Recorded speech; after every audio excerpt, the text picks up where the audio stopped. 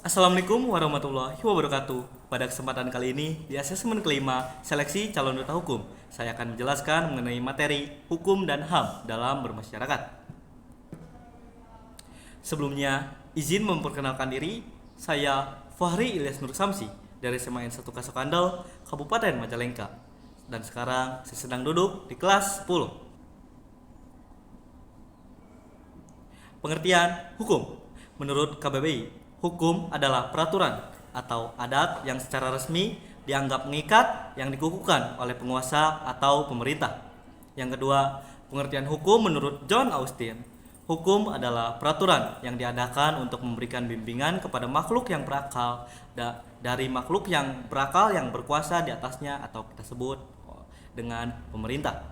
Yang ketiga, hukum secara umum adalah peraturan yang dibuat untuk mengatur perilaku atau tingkah laku manusia dan untuk mengatur pergaulan dalam bermasyarakat.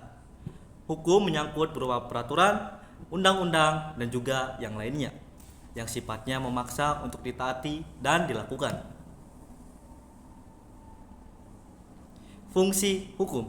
Hukum berfungsi untuk memberikan jaminan kepada kehidupan masyarakat agar tercipta suatu keadilan, keamanan, dan ketertiban. Contoh penerapan hukum dalam kehidupan sehari-hari adalah setiap pengguna jalan harus mematuhi rambu lalu lintas dan setiap warga negara wajib dan harus membayar pajak. Hukum juga digunakan ketika di pengadilan untuk menyelesaikan konflik dan menegakkan keadilan. Tentunya, pelaksanaan dalam menjalankan hukum perlu dukungan baik daripada pemerintah maupun masyarakat, sehingga hukum dapat berjalan sesuai dengan yang diatur dan diharapkan oleh pemerintah dan masyarakat. Bentuk-bentuk hukum. Menurut C.S.T. Kansil dalam bukunya yang berjudul Pengantar Ilmu Hukum Indonesia, hukum menurut bentuknya dibagi menjadi dua, yaitu hukum tertulis dan juga hukum tidak tertulis. Hukum tertulis adalah hukum yang telah dicantumkan dalam berbagai peraturan perundangan. Hukum tertulis dibagi dua, yaitu yang telah terkodifikasi dan yang belum terkodifikasi.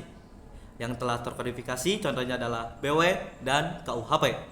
Dan yang belum terkodifikasi contohnya adalah hukum perkoperasian. Arti kodifikasi adalah pembukuan bahan-bahan hukum yang sejenis secara sistematis dan lengkap dalam satu kitab undang-undang. Yang kedua ada hukum tidak tertulis, adalah hukum yang masih hidup dalam keyakinan di masyarakat, tetapi tidak tertulis. Contohnya adalah hukum kebiasaan, mengacu ke adat, norma, dan nilai-nilai yang ada pada masyarakat. Keduanya sangat penting dan saling melengkapi untuk membuat tatanan sosial yang seimbang dan adil dalam bermasyarakat. Apa itu HAM? HAM atau hak asasi manusia adalah hak yang melekat pada manusia sebagai anugerah Tuhan yang wajib dihormati, dijunjung tinggi, dan dilindungi oleh negara, hukum, dan semua orang. Secara umum, HAM bersifat kodrati, yang artinya HAM adalah hak yang menjadi kodrat manusia. Jenis HAM universal.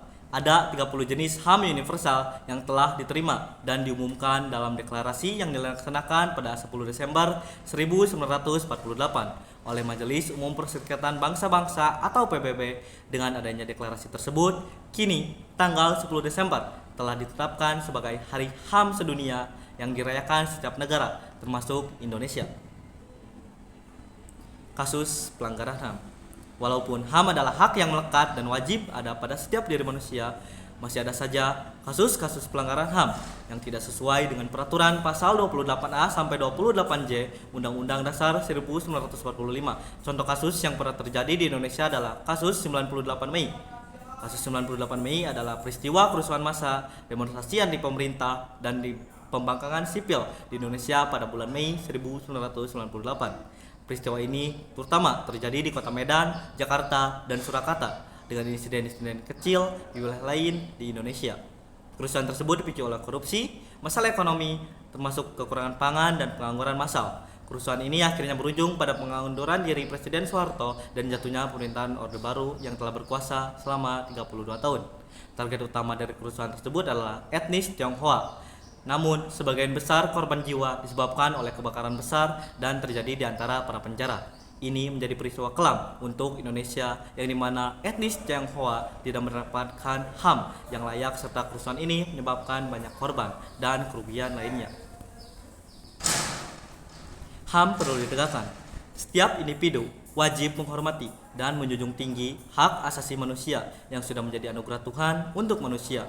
Aksi penegakan HAM ini sering dilakukan oleh masyarakat Indonesia. Contohnya adalah aksi Kamisan yang bertema sejarah dan perjuangan melawan lupa. Aksi Kamisan adalah sebuah aksi yang dilakukan setiap hari di Kamis di depan Istana Negara yang dilakukan oleh korban atau pihak yang tidak terima dan yang ingin menegakkan HAM atas pelanggaran hak asasi manusia di Indonesia. Aksi ini pertama kali dimulai pada tanggal 18 Januari 2007. Tuntutan dari kegiatan ini adalah menuntut negara untuk menuntaskan pelanggaran HAM berat yang ada di Indonesia. Memahami prinsip-prinsip penegakan hukum yang adil dan transparan sangat penting untuk menjaga keadilan dan dalam menjaga hak-hak yang seharusnya didapatkan oleh setiap diri manusia dengan cara menegakkan hukum di pemerintahan yang konsisten tanpa adanya berat sebelah ataupun pihak yang selalu dimenangkan. Kita juga tentunya berperan dan bertanggung jawab dalam menegakkan hukum dan juga HAM dengan cara melaporkan pelanggaran, menyuarakan ketidakadilan, dan juga mendukung lembaga-lembaga yang menjadi penegak hukum yang ada di Indonesia. Upaya yang dapat kita lakukan untuk tetap menjaga keadilan dan penegakan hukum HAM antara lain dengan cara memberikan pendidikan dan wawasan mengenai hukum dan juga HAM kepada masyarakat, meningkatkan kualitas dan kesadaran masyarakat melalui pendidikan, serta mengawasi dan juga bertindak apabila melihat pelanggaran hukum maupun HAM.